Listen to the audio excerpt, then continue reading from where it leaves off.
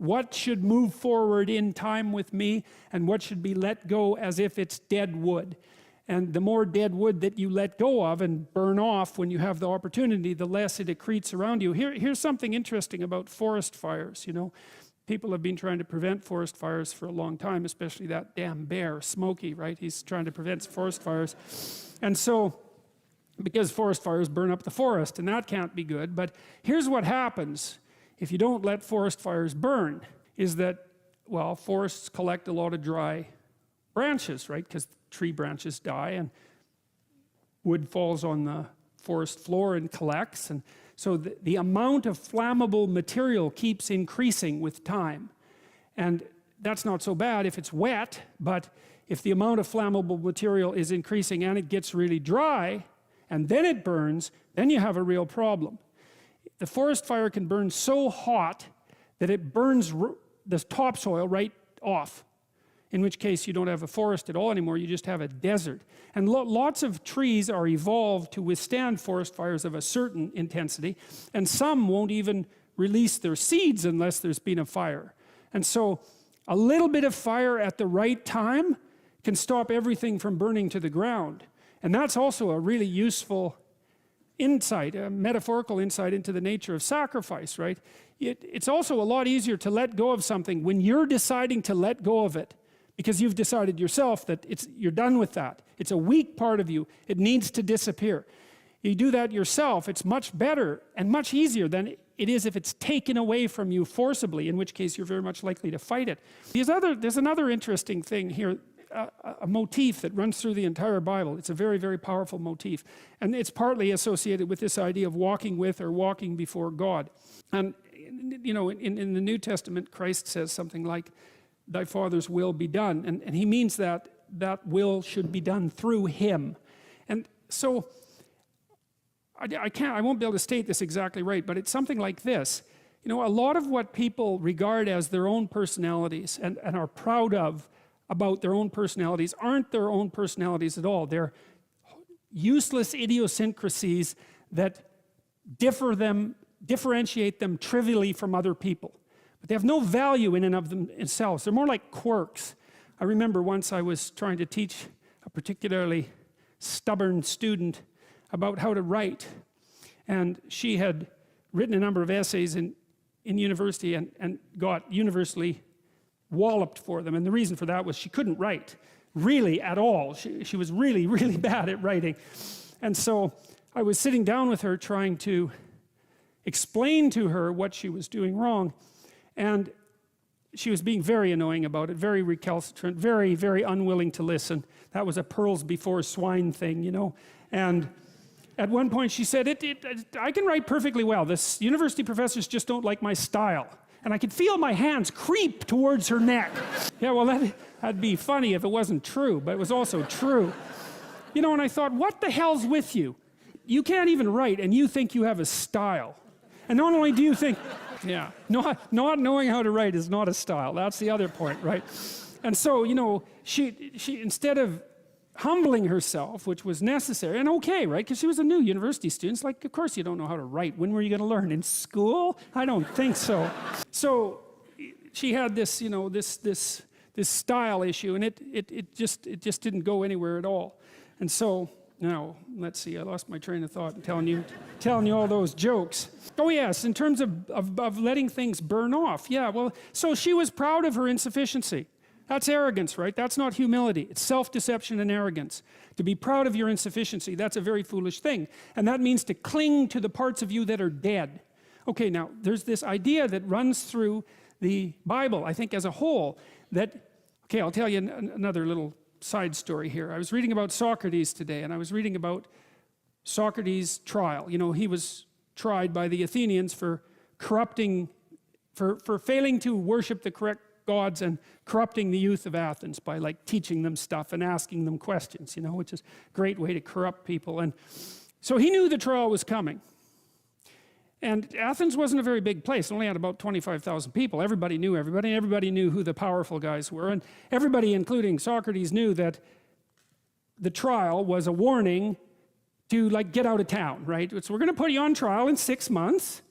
And the potential penalty is death. Got that? It's like, so Socrates had a chat with his compatriots, and they were contemplating fair means and foul to set up a defense for him so that he could, or to leave, so that he could not be tried and put to death. And he decided that he wasn't going to do that. And he also decided that he wasn't going to even think about his defense. And he said why, and this is quite an interesting thing. He said why. He told one of his friends that he had this voice in his head, a daemon, a spirit, something like that, that he always listened to, and that was one of the reasons he was different from other people, because he always listened to this thing. It didn't tell him what to do, but it told him what not to do. It always told him what not to do. And if it told him not to do something, then he didn't do it. If he was speaking and the little voice came up and said no, then he shut up and he tried to say something else.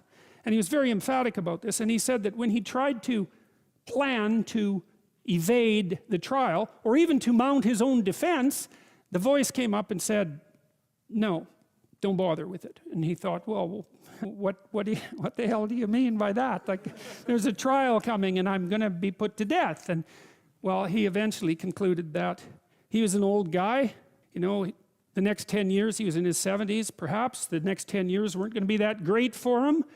He got a chance, maybe the gods were giving him a chance just to bow out, you know, to put his affairs in order, to say goodbye to everyone, to avoid that last descent into catastrophe, which might have been particularly painful for a philosopher, and to walk off the world on his own terms, something like that.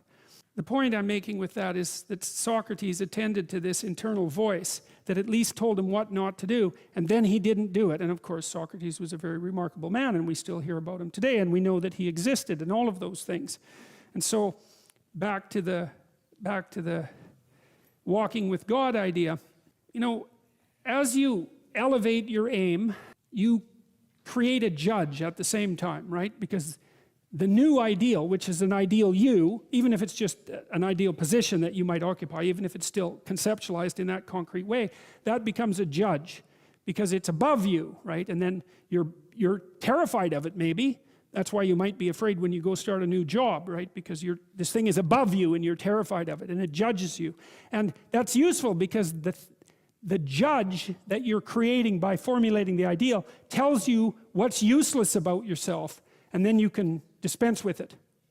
And you want to keep doing that, and then every time you make a judge that's more elevated, then there's more useless you that has to be dispensed with.